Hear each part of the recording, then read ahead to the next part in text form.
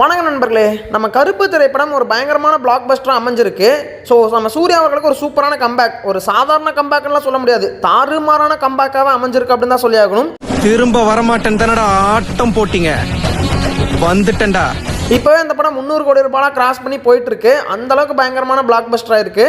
அப்படிப்பட்ட இந்த ஒரு திரைப்படத்துலையுமே செகண்ட் ஹாஃப்ல சில ஃப்ளாஸ் இருக்க தான் செய்யுது அப்படின்னு தான் சொல்லி ஆகணும். ப்ரோ இப்போ எதுக்கு ப்ரோ அதை பற்றிலாம் பேசி நெகட்டிவ் ஸ்ப்ரெட் பண்ணுறீங்கன்னு சொல்லிட்டு கேட்டிங்கன்னா, ஆல்ரெடி படம் 3 வாரம் ஓடியாச்சு, ஒட்டுமொத்த தமிழ்நாடுமே பார்த்துருக்கோம் இந்நேரம். ஸோ இப்போ இந்த படத்தினுடைய நிறை குறைகளை பற்றி பேசுறதுனால எந்த ஒரு பாதிப்பும் இந்த படத்துக்கு வரப்போகிறது இல்லைங்க. சரி வாங்க நண்பர்களே, இந்த படத்தில் செகண்ட் ஹாஃப்ல என்னென்னலாம் ஃப்ளாஸ் இருந்துச்சு, அதை எப்படியெல்லாம் அவங்க கரெக்ட் பண்ணியிருக்க முடியும் அப்படிங்கிறத இந்த வீடியோவில் நம்ம டிஸ்கஸ் பண்ணிடலாம். வீடியோக்குள்ளே போகிறதுக்கு முன்னாடி ஒரு விஷயத்தை நான் ஷேர் பண்ணணும்னு நினைக்கிறேன். என்னன்னா, இந்த திரைப்படத்தினுடைய ரிவ்யூ நான் போட்டிருந்தேன், ஃபர்ஸ்ட் டேவே பார்த்துட்டு வந்து ரிவ்யூ போட்டிருந்தோம். அந்த ரிவ்யூவில் வந்துட்டு நான் வந்துட்டு ஒரு விஷயத்தை தப்பாக சொல்லியிருந்தேன். என்ன அப்படின்னா, நம்ம கருப்புக்கு வந்து எல்லைக்கு வெளியே பவர் இருக்காது, அதனால நம்ம ஆர்ஜே பாலாஜி அவர்கள் எல்லைக்கு வெளியே தன்னுடைய கோர்ட்டை மாற்றிடுவார்.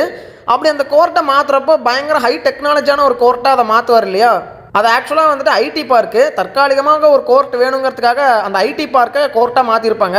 நான் அந்த ஒரு விஷயத்தை கவனிக்காம விட்டேன் ஃபஸ்ட் டைம் படம் பார்த்தப்போ. ஸோ அதுக்காகவே நான் 2வது வாட்டி படத்துக்கு போய் பார்த்தேன். அப்போ வந்துட்டு ஒரு நியூஸ் ரீடர் வந்து ஒரு செகண்டில் சொல்லிட்டு போயிடுறாரு, ஐடி பூங்காவை கோர்ட்டாக மாற்றுகிறார்கள் தற்காலிகமாக அப்படின்னு ஒரு செகண்டில் சொல்லிட்டு போயிருந்தாரு. ஸோ அதனால் ஃபஸ்ட் டைம் பார்க்குறப்ப அதை நான் கவனிக்காமல் விட்டு தப்பான ரிவ்யூ கொடுத்துருந்தேன். ஸோ அதுக்கு எல்லாருக்கிட்டையும் நான் மன்னிப்பு கேட்டுக்கிறேன் நண்பர்களே. உங்கள் வீட்டு பிள்ளையா நினச்சி எல்லாரும் என்னை மன்னிச்சிருக்கேன். ஏண்டா பண்றதையும் பண்ணிட்டு எங்க வீட்டு பிள்ளையாடா நீ, அடிக்கடா அவனை. அண்ட் அதை கண்டுபிடிச்சு கமெண்ட்ல சொல்ல நண்பர்களுக்குமே நன்றி. சரி வாங்க நண்பர்களே, வீடியோக்குள்ளார போயிடுவோம். நான் தான் உங்கள் Murugan. Thank you your honour, thank you. So second ஹாஃப்ல இருக்கிற ஃப்ளாஸை பார்க்கறதுக்கு முன்னாடி ரைட்டிங்கில் நம்ம ஆர்ஜே பாலாஜி அவர்களை நம்ம பாராட்டி ஆகணும். அது எந்த இடத்துல அப்படின்னா, செகண்ட் ஹாஃப்ல அவங்க அந்த கோர்ட்டை வந்து இடிக்க போகிறாங்க. ஸோ அப்படி இருக்கிறப்போ அது வீக்கான ஒரு கோர்ட் அப்படின்னு காட்டுறதுக்காக ஃபர்ஸ்ட் ஹாஃப்லேயே வந்துட்டு 10 பேர்த்துக்கு மேலே அந்த படியேட்டில் நடக்காதீங்க அப்படிங்கிற மாதிரிலாம் சீன் வச்சுருப்பாங்க. ஸோ செகண்ட் ஹாஃப்ல நடக்க போகிற ஒரு விஷயத்துக்கு ஃபர்ஸ்ட் ஹாஃப்லேயே வந்துட்டு லீடு கொடுத்துருப்பாரு. அதே மாதிரி செகண்ட் ஹாஃப்ல வந்துட்டு அந்த ஹராஸ்மெண்ட் கேஸை தான் எடுப்பார் நம்ம கருப்பு. அதுக்குமே வந்துட்டு திடீர்னு அந்த கேஸ் வர்ற மாதிரி காட்டாமல் ஃபர்ஸ்ட் ஹாஃப்லேயே வந்துட்டு அந்த அம்மா வந்து அந்த கோர்ட்டில் போராடிக்கிட்டு இருக்காங்க நியாயம் கிடைக்காம அப்படிங்கிற மாதிரி அந்த இடத்துலேயே வந்துட்டு காட்டியிருப்பாங்க. அதுக்கப்புறம் செகண்ட் ஹாஃப்ல அந்த கேஸை நம்ம சூர்யா அவர்கள் எடுக்கிறப்போ நல்லாவே மேட்ச் ஆச்சு அப்படின்னு தான் சொல்லணும். இப்போ எதுக்கு அப்புறம் சம்மந்தமே இல்லாமல் இதை பற்றி பேசுறீங்க அப்படின்னு சொல்லி கேட்டிங்கன்னா, ஜெயிலர் திரைப்படத்தில் நம்ம நெல்சன் அவர்கள் இந்த தப்பை தான் பண்ணியிருப்பாரு. என்னன்னா, செகண்ட் ஹாஃப்ல அந்த கிரவுன் இருக்கு இல்லையா, அந்த கிரீடத்தை வந்துட்டு பார்த்தீங்கன்னா ஜெயிலர் கிட்ட எனக்கு திருடி கொடு அப்படின்னு சொல்லி கேட்பாரு. படத்தினுடைய செகண்ட் ஹாஃப்ல திடீர்னு அந்த கதை ஸ்டார்ட் ஆனதுனால தான் படத்தினுடைய ஃபர்ஸ்ட் ஹாஃப் ஒரு கதையாகவும் செகண்ட் ஹாஃப் ஒரு கதையாகவும் தெரிஞ்சுது. இதுவே நம்ம வர்மன் வந்துட்டு படத்தினுடைய ஃபர்ஸ்ட் ஹாஃப்ல ஏதோ ஒரு சீன்ல அந்த கிரீடத்தை எடுக்கிறதுக்கு ட்ரை பண்ணி தோத்து போற மாதிரி ஒரு சீனை வச்சிருந்தாங்கன்னு வைங்க, அந்த கிரீடத்தை எடுக்கிறதுக்காக அவர் போராடிக்கிட்டு இருக்காரு. அந்த சமயத்தில் நம்ம ஜெயிலரை அவர் மீட் பண்றாரு. அப்போ வந்துட்டு அந்த கிரீடத்தை எடுக்கிறதுக்காக நம்ம ஜெயிலரை யூஸ் பண்ணிக்கிறாரு வர்மன் அப்படிங்கிற மாதிரி கொண்டு வந்திருந்தாங்கன்னா ஒட்டுமொத்த படமும் ஒரே படமாக தான் தெரிஞ்சிருக்கும். ஆனால் அப்படி பண்ணாததுனால தான் அது ஃபர்ஸ்ட் ஹாஃப் ஒரு படமாகவும் செகண்ட் ஹாஃப் ஒரு படமாகவும் தெரிஞ்சுது. ஸோ நெல்சன் அவர்கள் அந்த இடத்துல தப்பு பண்ணியிருந்தாரு. ஆனால் நம்ம ஆர்ஜே பாலாஜி அவர்கள் ஃபர்ஸ்ட் ஹாஃப்ல அதுக்கெல்லாம் லீடு கொடுத்து கரெக்ட் பண்ணியிருந்தாரு. ஸோ இந்த மாதிரி சின்ன சின்ன விஷயங்கள் ரொம்ப முக்கியம். அண்ட் ஃபியூச்சர்ல வேற எந்த டேரக்டர்ஸும் இப்படி பண்ணிடக்கூடாதுங்கிறதுக்காக சும்மா நான் இந்த விஷயத்த சொல்றேங்க. சரி, இப்போ அந்த செகண்ட் ஹாஃப்ல இருக்கக்கூடிய ஃப்ளாஸை பத்தி பேசணும் அப்படின்னா, இந்த படத்தை பொறுத்த வரைக்குமே கடவுளுக்கும் மனுஷனுக்குமான ஒரு யுத்தம் தான். அதில் எப்படி இருந்தாலும் கடவுள் தான் ஜெயிக்க போறாரு, ஏன்னா சூப்பர் பவர்லாம் இருக்கும், அதனால ஈஸியாக மனுஷனை ஜெயிச்சிடலாம். இதில் என்னடா சுவாரஸ்யம் இருக்கு அப்படின்னு பார்த்தா, நம்ம ஆர்ஜே பாலாஜி கேரக்டர் அந்த இடத்துல சுவாரஸ்யத்தை பயங்கரமாக ஏற்றி வச்சிருந்தாரு. இப்போ ஸ்டார்டிங்கில் வந்துட்டு நம்ம பேபி கண்ணன் கேரக்டர் எல்லா தப்புமே பண்ணிட்டு இருக்கோம். அந்த சமயத்தில் அவரை அழிக்கிறதுக்காக கடவுள் வருவார். இப்போ கடவுள் நினச்சா ஈஸியாகவே அழிச்சிடலாம். ஆனால் அந்த இடத்துல தன்னுடைய மூளையை யூஸ் பண்ண பேபி கண்ணன் என்ன சொல்லுவார், முடிஞ்சா நீ வந்து நேர்மையான வழியில் நீதி வாங்கி கொடு அப்படிங்கிற மாதிரி அந்த இடத்துல சேலஞ்ச் பண்ணி எஸ்கேப் ஆவார். அதுக்கப்புறம் கடவுளை இறங்கி வருவார். இறங்கி வந்து பவரை யூஸ் பண்ணுறப்போ இல்லை நீ பவர்லாம் யூஸ் பண்ணக்கூடாதுன்னு சொல்லிட்டு அந்த இடத்துலையுமே அந்த கேமை டஃப் ஆக்குவார். அப்புறம் நேர்மையான வழியில் கேஸை வாதாடி அந்த கடவுள் ஜெயிச்சாலுமே அந்த பொண்ணை செத்து போயிடுவாங்க. அதுக்கப்புறம் மறுபடியும் நான் தான் ஜெயிச்சிட்டேன், நீ வந்துட்டு அந்த பொண்ணை கொன்னுட்ட அப்படிங்கிற மாதிரி சொல்லி மறுபடியும் பேபி கண்ணன் ஜெயிச்சிருவாரு. ஸோ இப்படி கேமை டஃப் ஆக்கிட்டே போயிட்டு இருப்பாரு நம்ம பேபி கண்ணன். அப்பதான் செகண்ட் ஹாஃப்ல என்ன பண்ணிடுவார், கடவுள் பவரை யூஸ் பண்ணிடுவாரு. அதாவது இனிமே வக்கீல்களால அந்த கோர்ட்டுக்குள்ள பொய்யா சொல்ல முடியாத மாதிரி பண்ணி விட்டுருவாரு கடவுள். ஸோ அந்த இடத்துல கடவுள் ஈஸியா ஜெயிச்சிட்டாரு, அவருடைய பவரை யூஸ் பண்ணாரு. இனிமே வக்கீல் தொழில பண்ண முடியாத மாதிரி பண்ணி விட்டு போயிட்டாரு. ஸோ இப்போ இந்த இடத்துல மறுபடியும் எப்படி கேமை டஃப் ஆக்கலாம் அப்படின்னு சொல்லிட்டு நம்ம பாலாஜி யோசிக்கிறப்போ சூப்பரான ஒரு விஷயத்தை இன்ட்ரோடியூஸ் பண்ணாரு, அதுதான் பவுண்டரி. ஸோ கடவுளுக்கு வந்துட்டு ஒரு பவுண்டரிக்குள்ள மட்டும்தான் பவர் இருக்கிற மாதிரியும், அந்த பவுண்டரியை விட்டு வெளியே போயிட்டோம்னா பவர் இல்லாத மாதிரியும் கொண்டு வந்தாங்க. ஆக்சுவலாக அதெல்லாம் செம்ம கான்செப்ட். அதே மாதிரி அந்த விஷயத்தை கண்டுபிடிச்ச நம்ம பேபி கண்ணன் பவுண்டரிக்கு வெளியே வந்துட்டு கோர்ட்டை கொண்டு போவார். இதெல்லாம் இன்டெலிஜென்ட்டான ஒரு மூவ் அப்படின்னு சொல்லலாம். இப்போ இவ்வளோ டஃப்பான ஒரு கேமை கொண்டு வந்துட்டு அதுக்கான எண்டிங் எவ்வளோ சூப்பராக இருக்கணும். ஆனால் அந்தளவுக்கு ஒரு எண்டிங் இந்த திரைப்படத்தில் இருந்துச்சா அப்படின்னு கேட்டிங்கன்னா கிடையவே கிடையாது. சப்ப எண்டிங்காக வந்து பார்த்தோன்னா முடிச்சு விட்டுருந்தாங்க. இப்போ பவுண்டரிக்கு வெளியே போன அந்த வில்லனை எப்படி கடவுள் முடிப்பாருன்னு ஆவலாக நம்மளாம் பார்த்துட்டு இருந்தா அங்கே இன்னொரு கடவுள் வந்தார் அப்படிங்கிற மாதிரி சொல்லியிருப்பாங்க. அதெல்லாம் சுத்தமாக ஒரு பேட் ஐடியா அப்படின்னு தான் நான் சொல்லுவேன். இங்கே வேட்டை கருப்பு வரான்னா அங்கே காவக்கார கருப்பு வருவான் அப்படின்னு சொல்லி முடிச்சதெல்லாம் வந்துட்டு சப்புன்னு இருந்த மாதிரி தான் ஃபீல் ஆச்சு. என்ன கேட்டால் வந்துட்டு இந்த மாதிரி அவங்க கொண்டு வந்திருக்கலாம். என்னன்னா நம்ம கடவுளுக்கு வந்து பவுண்டரிக்கு வெளியே பவர் இல்லை, ஆனால் பவர் இல்லாமையே ஒரு நார்மல் ஹியூமனாகவே வந்துட்டு அவர் அந்த கோர்ட்டை எப்படி திருத்துறாருங்கிற மாதிரி கொண்டு வந்திருக்கலாம். இல்லைனா இந்த படத்துல வந்துட்டு ஒரு சூப்பரான விஷயத்த சொல்லியிருப்பாங்க. அதாவது பவுண்டரிக்கு வெளியே பவர் தானே இல்லை ஆனால் பயம் இருக்கும்ல அப்படிங்கிற மாதிரி சொல்லியிருப்பார் இல்லையா. அந்த பயத்தை ஸ்ட்ராங்காக அவங்களுடைய மனசில் விதைக்கிற மாதிரி ஏதோ ஒரு சம்பவம் பண்ணுற மாதிரி கூட காட்டலாம். இப்போ உதாரணத்துக்கு புதுசாக ஒரு கோர்ட் ஆரம்பிச்சிருப்பாங்க. அந்த கோர்ட்டை சுற்றி யாராவது ஏதாவது தப்பு பண்ணாங்க அப்படின்னா நம்ம சூர்யா அவர்கள் ஒரு நார்மல் ஹியூமனாகவே வந்து அவங்கள வந்து கடத்தி வச்சுக்கிட்டு, அதாவது அந்த தப்பு பண்ணுறவங்களை கடத்தி வச்சுட்டு கடவுள் தான் எல்லாரையும் மாயமாக்குறாரு அப்படிங்கிற மாதிரி ஏதோ ஒரு பிம்பத்தை ஏற்படுத்தலாம். ஸோ அப்படி அந்த பிம்பத்தை ஏற்படுத்துறது மூலமாக அவங்களுக்கெல்லாம் பயம் வரும். இன்னும் கடவுள் இங்கே தான் இருக்காரு, நம்ம ஏதோ தப்பு பண்ணோம்னா நம்மளையும் இந்த மாதிரி மாயமாக மறைய வச்சிருவாருங்கிற மாதிரி ஏதோ ஒரு பயத்தை அவங்களுக்கு கொடுக்குற மாதிரி காட்டி நம்ம பேபி கண்ணன் வந்துட்டு எவ்வளோதான் போறான்னாலும் இங்கே கடவுளுக்கு பவர் இல்லைன்னு அவரால் ப்ரூஃப் பண்ணவே முடிய மாட்டேங்குது அந்த மாதிரி காட்டி அப்புறம் கொஞ்சம் கொஞ்சமாக அந்த கடவுள் மேலே இருக்கிற பயத்திலே அந்த கோர்ட்டை அப்படியே மெல்லமாக திருந்துறாங்கிற மாதிரி காட்டியிருக்கலாம்.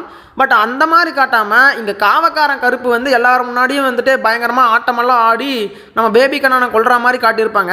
ஆக்சுவலாக இவங்க அந்த கிளைமேக்ஸ் அந்த சாமி ஆட்டத்துக்காக தான் இந்த மாதிரி கொண்டு வந்திருப்பாங்க.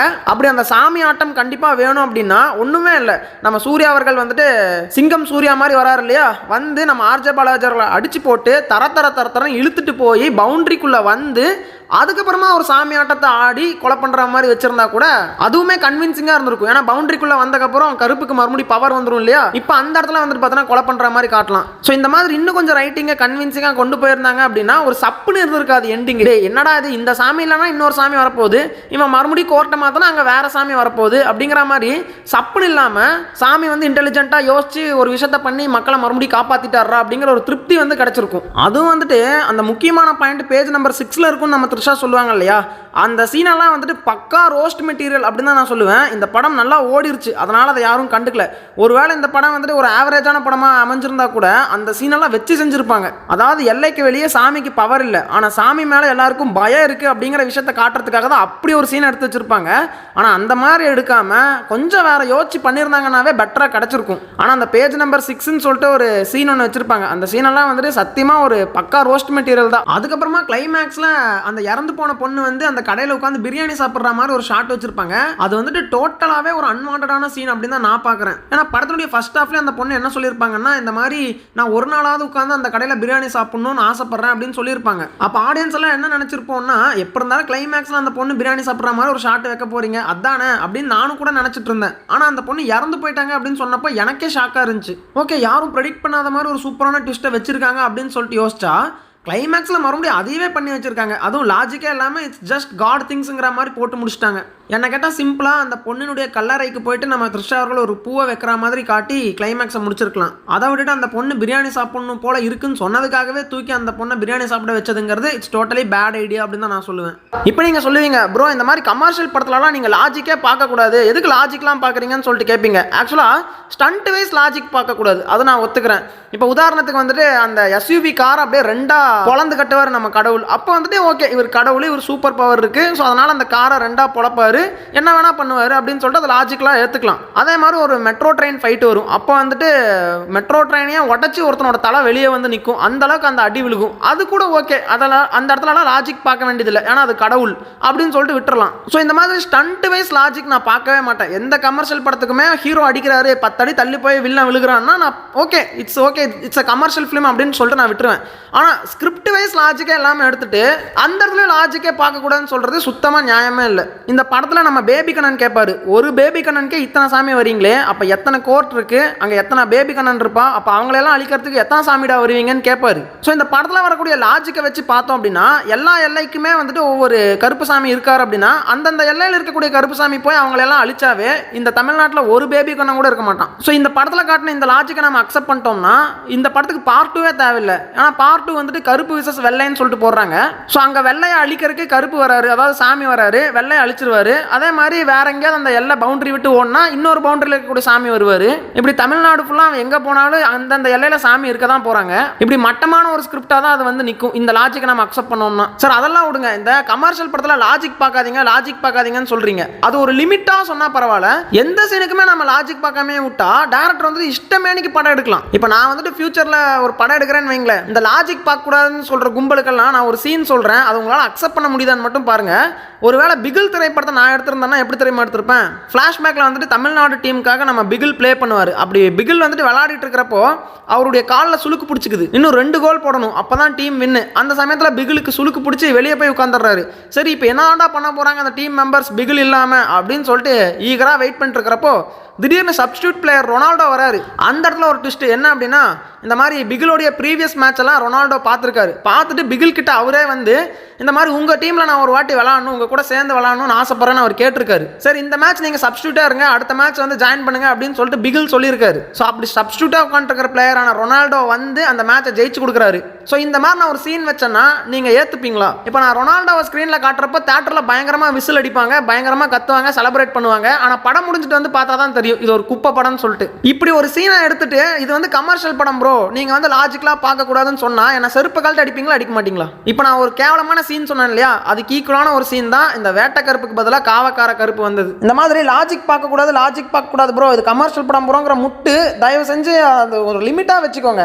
ஏதோ ஒரு இஷ்டமேனிக்கு ஒரு படத்தை எடுத்து வச்சுட்டு அங்கேயே லாஜிக் பார்க்க கூடாது, இது கமர்ஷியல் படம்னு சொல்லிட்டு முட்டு கொடுக்கறத முதல்ல நிப்பாட்டினா தான் அடுத்தடுத்து வரக்கூடிய படங்கள் நல்ல படமா அமையும்னு நினைக்கிறேங்க. இப்போ சின்ன லாஜிக் மிஸ்டேக் எல்லாம் அக்செப்டபிள் தான். அதாவது மூக்குத்தி அம்மன் படத்துக்கு 3 டிக்கெட் இருக்குன்னு சொல்லியிருப்பாரு. மூக்குத்தி அம்மன் படம் ஓடிடியில் வந்துச்சு, அதுக்கு லாஜிக்கே இல்லாமல் அவர் சொல்றாருங்கிற மாதிரி நிறைய பேர் சொன்னாங்க. அதெல்லாம் லாஜிக் மிஸ்டேக்காக நான் மதிக்க கூட இல்லை, ஏன்னா அதெல்லாம் ஒரு காமெடி சீனு அவ்வளோதான். அதே மாதிரி லியோ சீன் வந்துட்டு பார்த்தீங்கன்னா ஹிமாச்சல் பிரதேசத்தில் நடக்கும், ஆனால் இங்கே சென்னையில் 7 கிணறுல நடக்கிற மாதிரி காட்டியிருக்கானுங்கம்பாங்க. அதெல்லாம் வந்து ஒரு லாஜிக் மிஸ்டேக்காக நான் எடுத்துக்கல, ஏன்னா லியோ யூனிவர்ஸில் அது ஹிமாச்சல் பிரதேசத்தில் நடக்குது, இந்த வந்து கருப்பு யூனிவர்ஸ், இந்த கருப்பு யூனிவர்ஸில் அது 7 கிணறுல நடக்குது அப்படிங்கிற மாதிரி நான் வந்து சினிமா தானே அப்படின்னு சொல்லிட்டு அதை கடந்து போய்கிட்டே இருப்பேன். ஆனால் ஒரு சீரியஸான ஒரு சுச்சுவேஷனை உருவாக்கி அந்த சுச்சுவேஷனுக்கு எப்படா நம்மால் சொல்யூஷனை கொடுக்க போறாருன்னு சொல்லிட்டு நம்மளாம் ஈகரா வெயிட் பண்ணிருக்கிறப்போ சம்பந்தமே இல்லாமல் சுழி கூட லாஜிக்கே இல்லாத மாதிரி ஒரு சீனை எடுத்து வச்சுக்கிட்டு லாஜிக் பார்க்கக்கூடாதுன்னா நியாயமாடா அது? சரி எப்படியோ நண்பர்களே, ஒரு பாசிட்டிவ் வார்மில் இந்த படம் வந்துட்டு பிச்சுக்கிட்டு ஓடிக்கிட்டு இருக்கு. ஸோ ரொம்ப நாளுக்கு அப்புறம் நம்ம சூர்யா அவர்களுக்கு ஒரு நல்ல கம்பேக் படமாக அமைஞ்சிருக்கு. அது வரையிலும் ஒரு நல்ல சந்தோஷமான விஷயம் தான். ஸோ இந்த செகண்ட் ஹாஃபில் இருக்கக்கூடிய இந்த ஃப்ளாஸை பற்றி நீங்கள் என்ன நினைக்கிறீங்க? உங்களுக்கு அது கன்வின்சிங்காக இருந்துச்சா, இல்லை ப்ரோ வேறு மாதிரி ட்ரை பண்ணியிருந்தால் நல்லா தான் இருந்திருக்கும் அப்படிங்கிற மாதிரி உங்களுக்கு ஃபீல் ஆச்சுன்னா அது என்னங்கிறத மறக்காமல் கமெண்ட்டில் சொல்லிட்டு போங்க. உங்களை நான் அடுத்த வீடியோவில் சந்திக்கிறேன்.